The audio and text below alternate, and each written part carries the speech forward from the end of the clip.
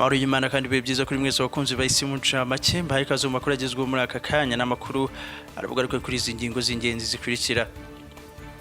Lieutenant Ndayizeye warukuriye ubutasi mu mutwe udasanzwe wa FDLR yafashwe.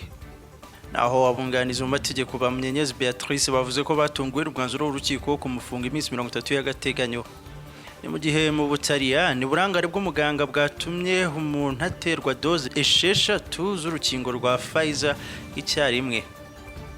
Aya makuru ku buryo burambuye no mukanya ndagarukanya kuramburira ntujye kure ngeri twa Abraham w'Imana naho iyi ni isi mu ncamake.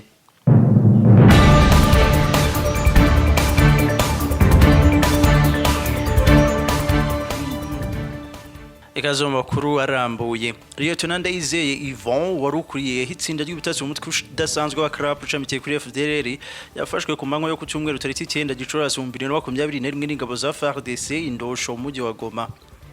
Uyu mugabo yafashwe saa 8 z'amanywa bivuga ko byaturutse ku makimbirane yagiranye na Colonel Ruhinduri mu bayobozi ya FDLR. Lieutenant Ndayizeye yaramaze igihe ashakishwa n'inzego z'ubutasi za RDC aho yashinjwaga ibyaha byo gutega igico ingabo za FARDC akicamo abasirikare batanu n'ibindi bitero birimo ibyagabwe ku barinzi ba pariki ya Virunga bigahitana abantu benshi.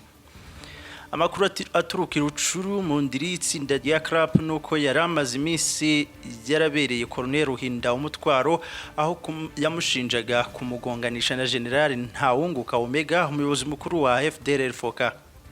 Colonel Ruhinda yashinjaga Lieutenant Ndayizeye kumutangaho amakuru avuga ko ngo hari mu biganiro na RNC kugira ngo ajyana abasirikare muri uyu mutwe wa Kayumba Nyamwasa gusa ngo uyu mugambi ukaba waraje gupfuba ubwo byari bimaze kumenyekana.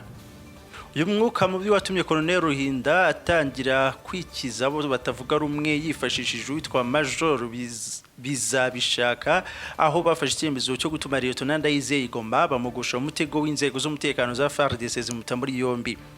Lieutenant Ndayizeye yavugwaho ibitero by'ubwicanyi we n'ishami ry'ubutasi muri CRAP. Iyi CRAP ni iby'uruhare mu bitero bigabwa na FDLR.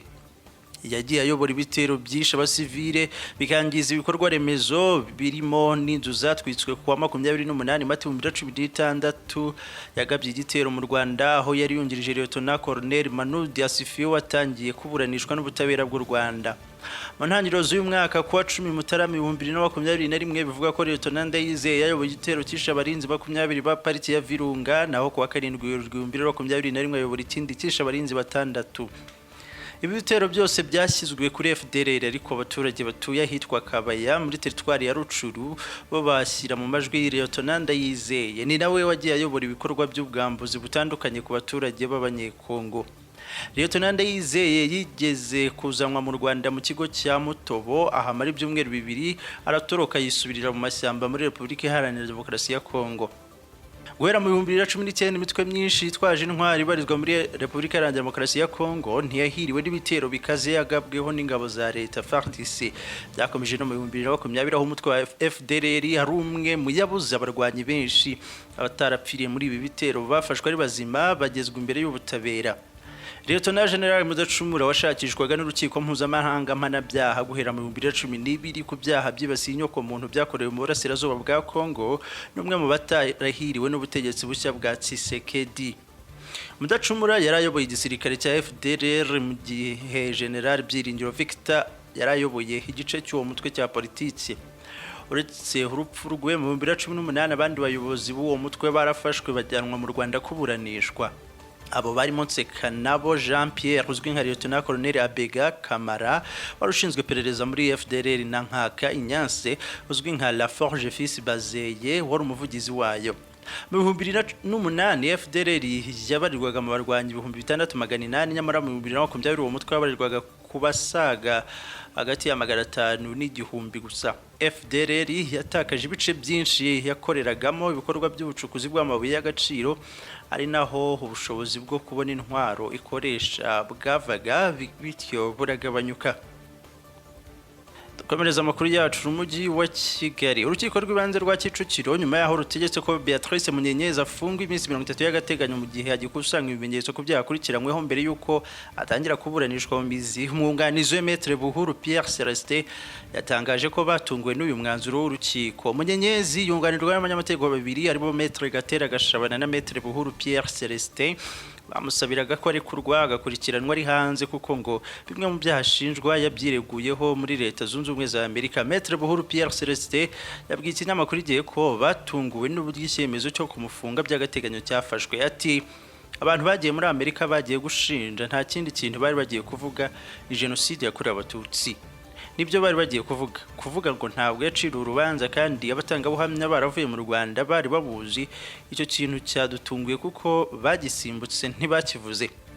Maître Buhuru yasobanuye ko kuba hari abatangabuhamya bagiye muri Amerika bakavuga ku birego by'uko Munyenyezi yatangaga abatutsi kuri za bariyeri kugira ngo bicwe, ko yatangaga abakobwa b'abatutsikazi kugira ngo basambanywe n'ibindi byonyine bigaragaza ko habaye urubanza. Maître Buhuru yavuze ko mu 2012 ubushinjacyaha bwo muri Amerika bwakoze iperereza mu Rwanda hitwa ku Mukondini Tumba bufata n'abatangabuhamya burabatwara. Yavuze ko hari amakuru atariyo yatanzwe n'abatangabuhamya ko Munyenyezi yigaga muri kaminuza mu gihe ngo yavuye mu Rwanda atarangije nayisumbuye.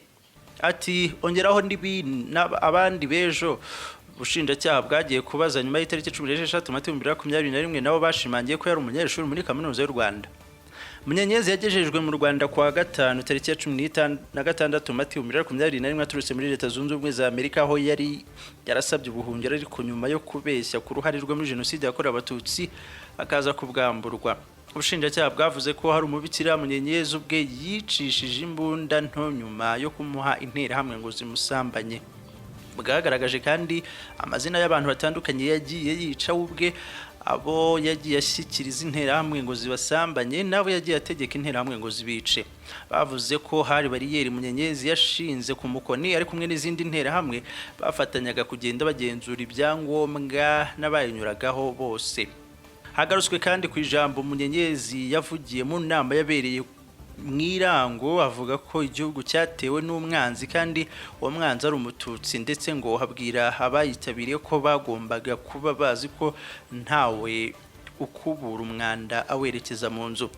Mu rukiko havuzwe bariyeri nyinshi zashyizwe muri Butare, hari nazo Munyenyezi yajyaga gufata ababaga bashyizwe ku ruhande bivugwa ko ari abatutsi noneho akabajyana bakajya kwicwa. Ikindi kandi umutangabuhamya yavuze ngo nuko yabonaga Munyenyezi agemura ibyo kurya interahamwe zabaga ziriwe kuri izo bariyeri. Uyu mugore akurikiranyweho ibyaha birimo icyo kwica nk'icyaha cya jenoside, icyo gucura umugambi wo gukora jenoside, icyo gutegura jenoside, icyo gushishikariza ku buryo buziguye cyangwa butaziguye abantu gukora jenoside, icyo gufatanyacyaha muri jenoside, icyo kurimbura nk'icyaha cyibasira inyoko muntu, hamwe n'icyaha cyo gufatanyacyaha mu gusambanya ku gahato nk'icyaha cyibasira inyoko muntu. Amakuru yacu reka tuyasoreze mu Butaliyani. Umutaliyani kazi w'imyaka 23 ari gukurikiranwa n'abaganga nyuma yo guterwa doze 6 z'urukingo rwa COVID-19 biturutse ku burangare bwa muganga. The Nation izukesha inkuru yatangaje ko kugira ngo uyu mukobwa aterwe doze imwe y'urukingo rwa Pfizer BioNTech ku kuboko, umuforomo yamuteye doze 6 icyarimwe yibeshye. Ubusanzwe agacupa kamwe k'urukingo rwa Pfizer kaba karimo doze 6 kagaterwa abantu 6.